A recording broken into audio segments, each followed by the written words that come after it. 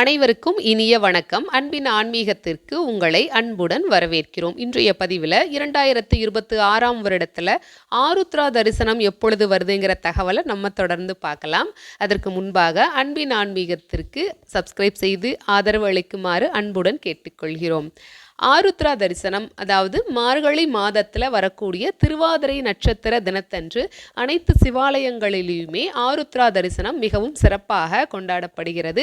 பொதுவாகவே நட்சத்திரங்களில் திருவோண நட்சத்திரத்திற்கும் திருவாதிரை நட்சத்திரம் இந்த இரண்டுக்குமே தான் திருங்கிற அடைமொழி சொல்லப்பட்டிருக்கு அப்படின்ற தகவலையும் சொல்லியிருக்காங்க.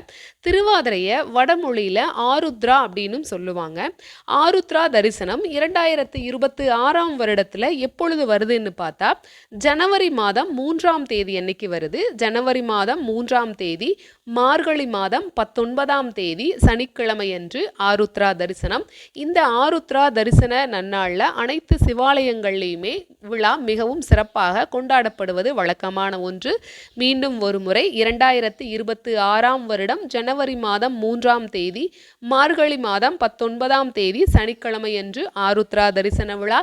இந்த நன்னாளில் சிவபெருமானை வணங்கி அவரது அருளை பெறுவோம். இந்த பதிவு குறித்த உங்களது கருத்துக்களை கமெண்ட் பாக்ஸில் தெரிவிக்குமாறு கேட்டுக்கொள்கிறோம். இப்பதிவினை இதுவரைக்கும் முழுமையாக கேட்ட உங்கள் அனைவருக்கும் மிக்க நன்றி.